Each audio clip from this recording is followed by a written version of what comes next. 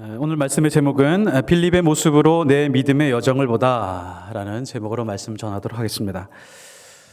우리가 가지고 있는 하나님의 말씀, 이 성경은 살아계신 하나님의 말씀입니다. 지금도 살아있고 죽어가는 영혼들에게 생명을 주는 살아있는 하나님의 말씀입니다. 그러니까 성경을 멀리한다라고 하는 것은 하나님을 멀리하고 있다라고 하는 것과 같은 것입니다. 성경을 가까이 하지 않는다라고 하는 것은 하나님과 가까이 하지 않는다는 것과 같은 말입니다. 그런데 우리는 이것을 분리해서 생각을 하죠. 말씀을 읽지 않아도 나는 하나님 안에 있어 라고 생각을 하지만 이 말씀은 하나님의 음성 그 자체이기 때문에 하나님의 말씀을 가까이 하느냐 하지 않느냐가 하나님과 가까이 하느냐 하지 않느냐와 직결되어 있습니다. 우리가 이것을 놓쳐서는 절대로 안 될 것입니다. 그래서 우리는 하나님의 말씀을 읽어가고 그 말씀을 묵상하고 그 말씀대로 살아가려고 애를 쓰는 사람들입니다. 하나님의 말씀을 읽는 방식이 여러 가지가 있죠.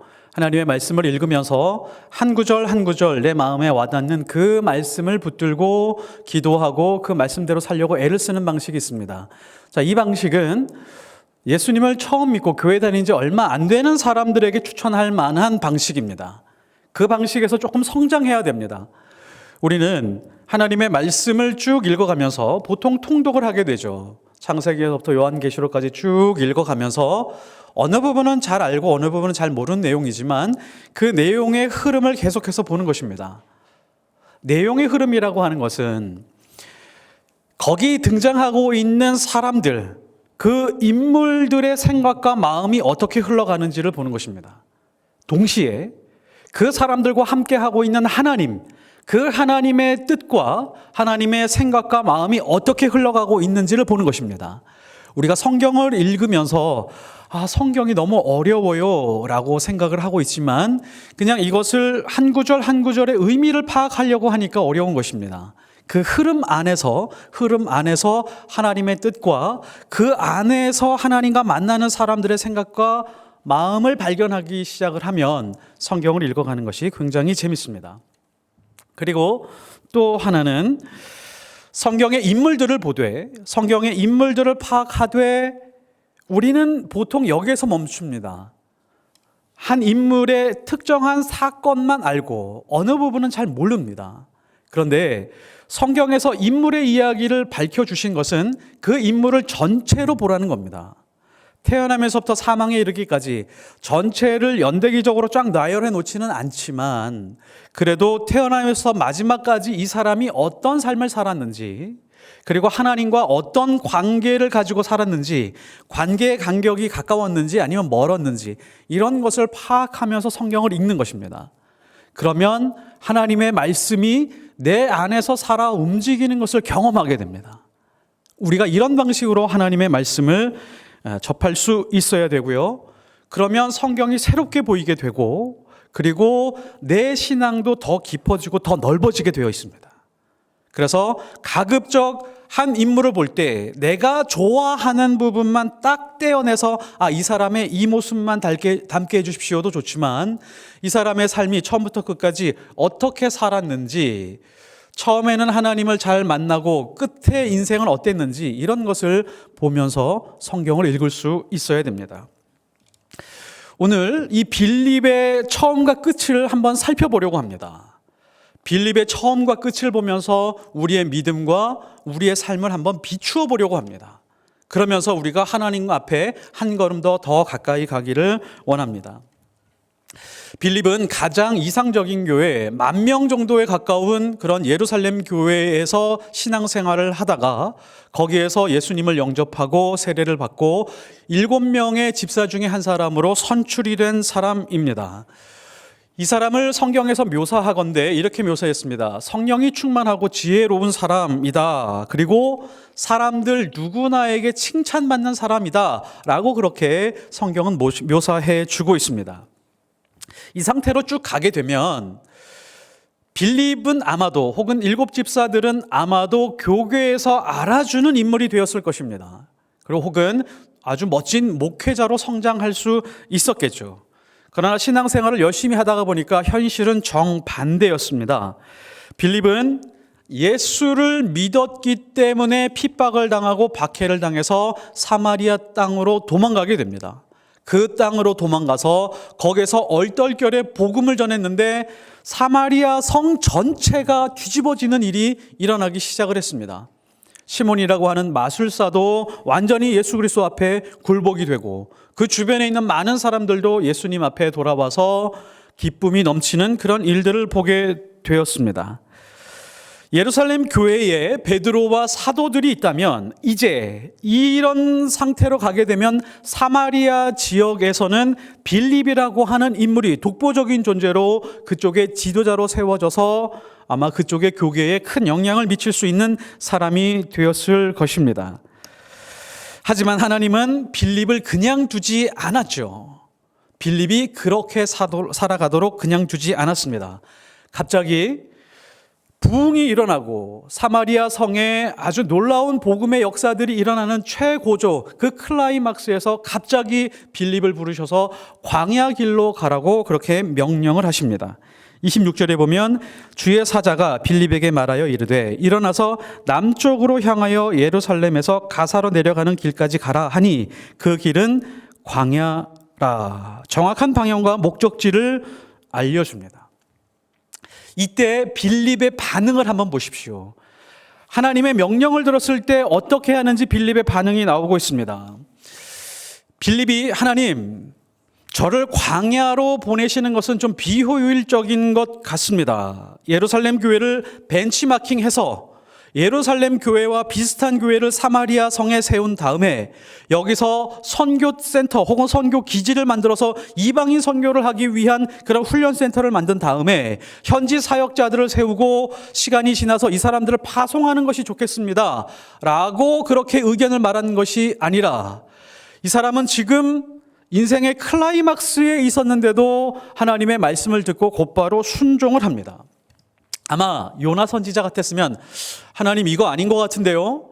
지금 복음을 전해야 되면 많은 사람들이 있는 지역에 가서 복음을 전해야 되는데 왜 사람이 한 명도 지나가지 않는 그런 광야 길로 가게 하십니까? 라고 불평을 토로했을 가능성이 매우 높습니다. 그런데 빌립은 조금도 주저함 없이 순종하고 하나님의 말씀을 따라갑니다. 자, 여기서요, 빌립의 아주 훌륭하고 좋은 모습을 볼 수 있습니다. 빌립의 모습 속에서 우리는 두 사람의 실루엣을 볼 수 있습니다. 한 사람은 다윗이고 한 사람은 아브라함입니다. 다윗의 실루엣과 아브라함의 실루엣을 볼 수 있는데 어떤 모습일까요?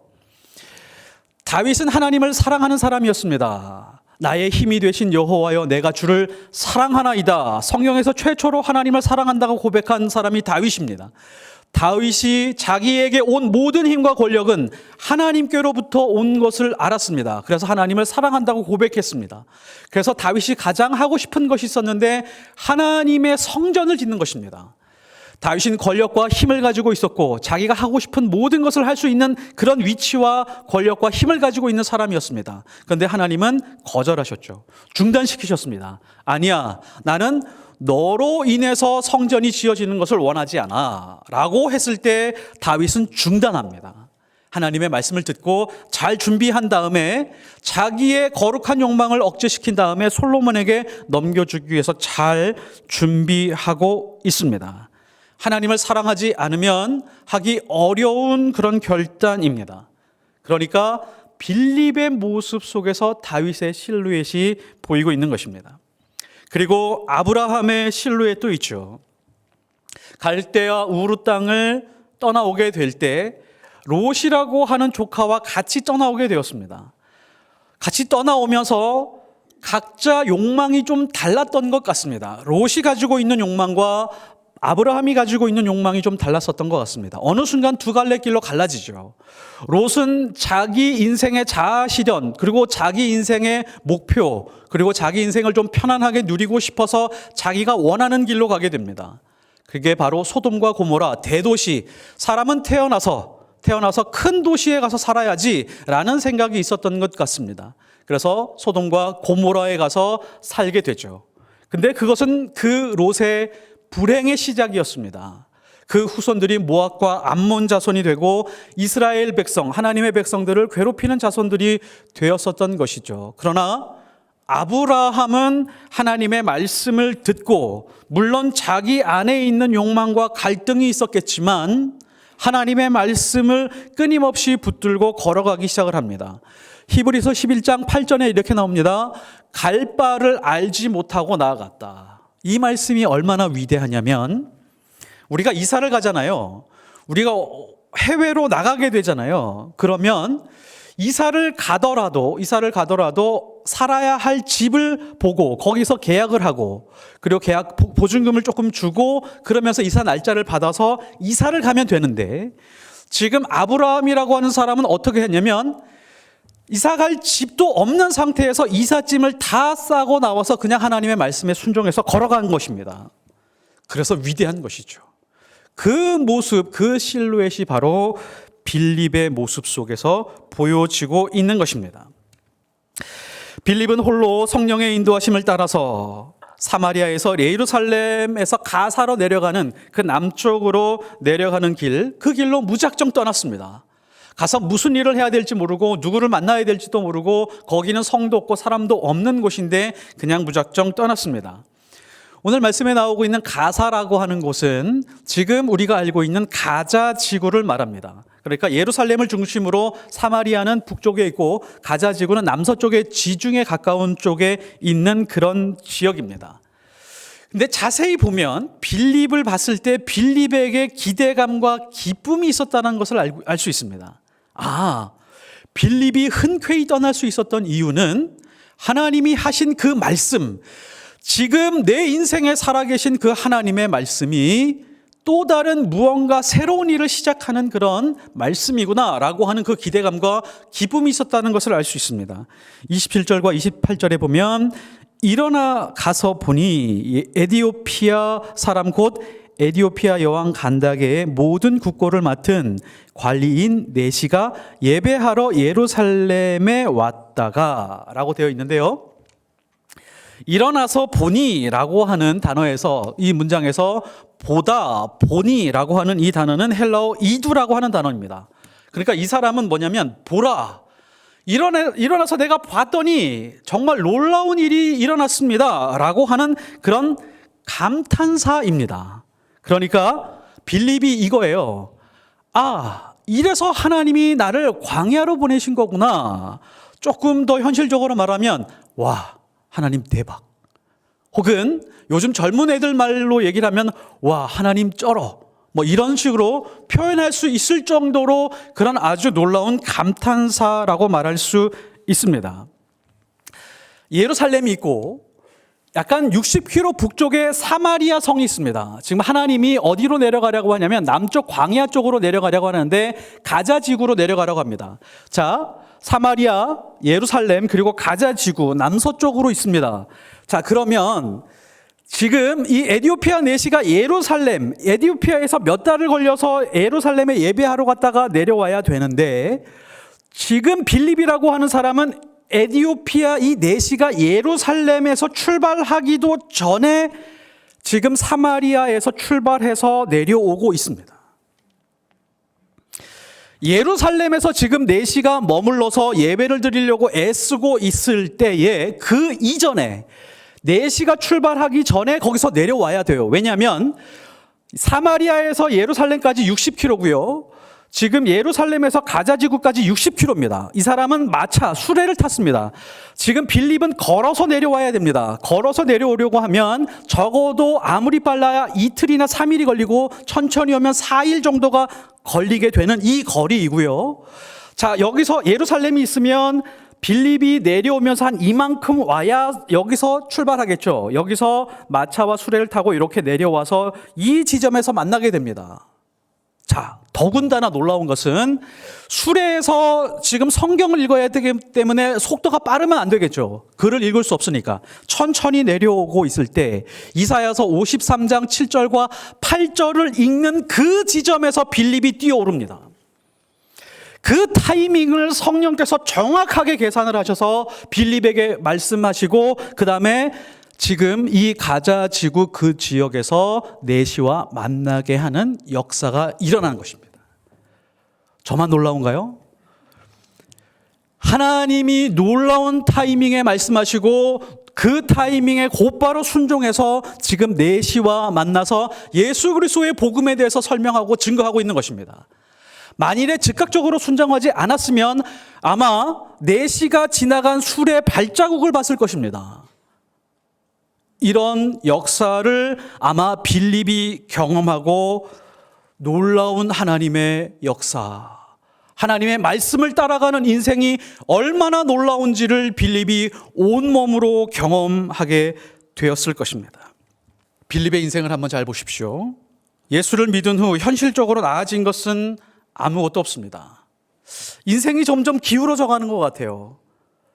이스라엘 땅에서 가장 위대한 도성 예루살렘에서, 그리고 저주받은 땅 사마리아로 가게 됩니다. 그 다음에 광야로 가게 됩니다.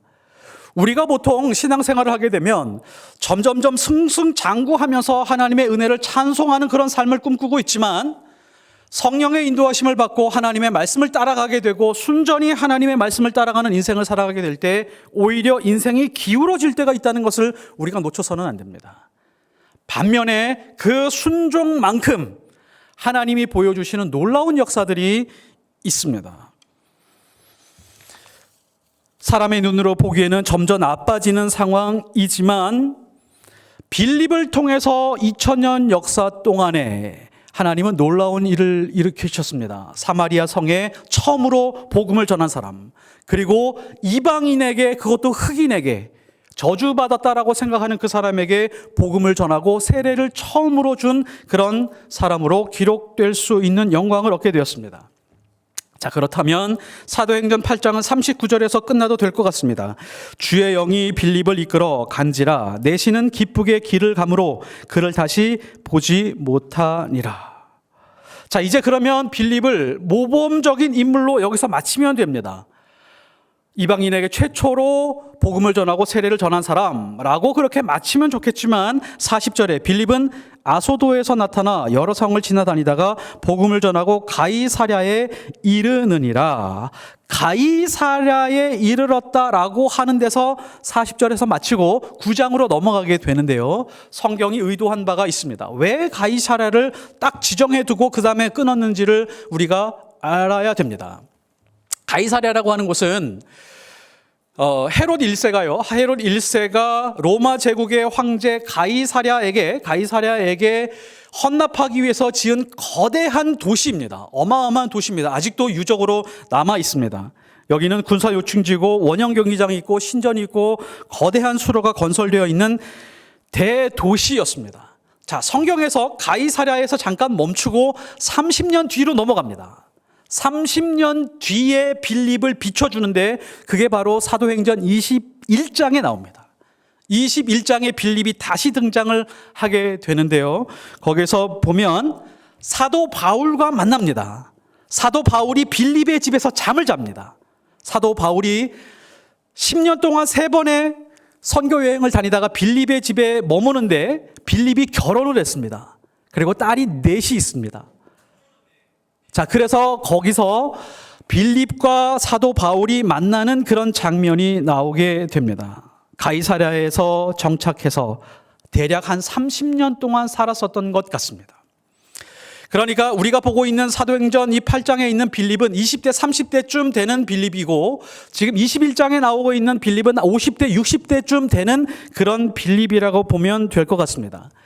자, 빌립의 집에 사도 바울 일행이 머물고 있는데 유명한 선지자 아가보가 와서 바울을 갑자기 보더니 성령으로부터 어떤 계시를 받게 되는데 바울에게 말해줍니다. 바울, 당신은 예루살렘으로 가면 핍박당하게 되고 투옥당하게 될 것입니다 라고 말을 합니다.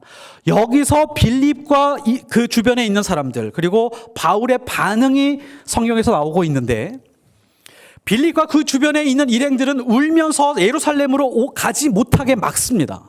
근데 바울은 그렇게 말하지 않죠. 나는 예수 그리스도 십자가의 길을 따라가는 사람이다. 나는 죽음의 길, 핍박의 길이라고 할지라도 나는 명예와 안정을 위해서 살아가는 사람이 아니라 예수 그리스도의 십자가를 위해서 내 온 인생을 다 쏟아 부을 것이다. 그래서 나는 핍박을 당하고 투옥을 당하게 될지라도 예루살렘으로 가게 될 것이다 라고 그렇게 말을 하는 장면이 나옵니다. 이 자리에서 빌립의 모습을 보십시오. 20대 30대의 빌립과 50대의 빌립의 모습이 좀 다릅니다. 과거의 빌립 같으면 아마 이렇게 얘기를 했을 거예요. 아가보의 예언이 나왔으면 아, 그렇습니까? 바울 선생님이 가고 있는 그 길, 저도 따라 나서겠습니다. 저도 함께 하겠습니다. 예수님이 가신 그 길, 저도 따라 나서겠습니다. 라고 그렇게 생각을 하겠지만, 지금 가이사랴라고 하는 이 대도시에서 30년 동안 정착해서 안락하게 살고 있는 자기의 삶을 보면서, 지금 바울이 예수 그리스도를 따라가고 있는 그 길이 슬퍼 보였던 것입니다. 그래서 만류하고 있는 것이죠. 과거의 빌립의 신앙과 지금 현재의 빌립의 신앙의 차이가 아주 크다는 것을 알 수 있습니다. 빌립의 인생 전체를 한번 보니까 하나님 앞에 철저하게 순종했었던 것은 짧은 기간이고, 거기서 얻은 평안과 그리고 은혜는 그냥 편안하게 한 30년 정도 살면서 그냥 신앙생활 그럭저럭 유지하면서 사는 그런 빌립의 모습을 볼 수 있습니다. 가이사랴에 있는 빌립을 보면서 중요한 교훈 두 가지만 말씀드리고 마치도록 하겠습니다. 신앙 정체는 정체가 아니라 퇴보를 말할 수 있습니다.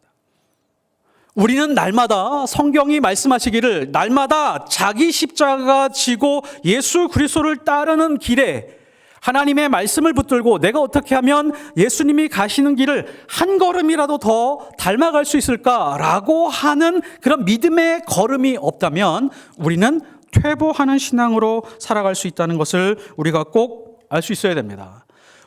대부분의 사람들이 빌립의 길을 따라갑니다.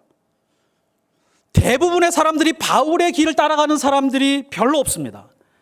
빌립처럼 그런 신앙의 추억에 대해서 이야기를 합니다. 내가 젊었을 때, 내가 집사 시절에, 내가 구역장 할 때는, 내가 그때는 이랬어 라고 하는 신앙의 추억만 가지고 있는 채로 신앙생활을 할 때가 많다는 것입니다. 둘째, 진정한 그리스도인은 신앙이 정체되어 있는 사람들의 잘못을 일깨워 주어야 한다는 것입니다. 지금 바울이 그랬죠. 바울이 뭐라 그랬냐면, 너 빌립, 젊은 시절에 하나님 앞에 충성하더니 지금 왜 이렇게 변했느냐라고 말하지 않습니다. 그렇게 지적하고 비판하지 않습니다. 그냥 자기 있는 신앙 그대로 저는 성령께서 말씀하시고 핍박당하는 길이지만 그 길로 영광스럽게 가겠습니다 라고 진실하게 말하고 있는 모습을 볼 수 있습니다. 빌립은 생활의 안정을 찾고 적당한 수준에서 예수님을 따르는 사람이 되어버렸고, 반면에 바울이라고 하는 사람은 예수를 믿는 사람들을 다 죽이려고 했던 사람이지만 자기 인생의 숨이 끊어지는 마지막 순간까지 전제가 되어 마치 희생제물이 되어 쏟아붓는 그런 포도주, 제사의 제물처럼 자기의 남은 한 방울까지 다 쏟아부으면서 하나님 앞에 헌신한 사람입니다. 그래서 사도행전은 이제 9장부터 바울의 이야기를 시작합니다. 하나님이 바울의 인생을 보면서 얼마나 멋지게 보셨을까요? 끝까지 변함없는 사람, 끝까지 진실한 사람, 끝까지 신실한 사람의 모습으로 사도 바울이 우리에게 자기 삶을 보여주고 있습니다. 좋은 그리스도인은 빌립처럼 어느 한 시절 순종하고 충성하는 것이 아니라 잘 드러나지는 않지만 특별하게 사역하거나 특별하게 무언가를 보여지지 않지만 끝까지 신실하게, 끝까지 진실하게, 끝까지 충성하는 그런 사람입니다. 그런 인생이 복된 인생입니다. 그런 인생이 아름다운 인생입니다. 우리 포이에마 성도들은 끝까지 신실하고 끝까지 진실한 그리스도인이 되어 하나님의 기쁨이 되시기를 예수 그리스도 이름으로 축복합니다.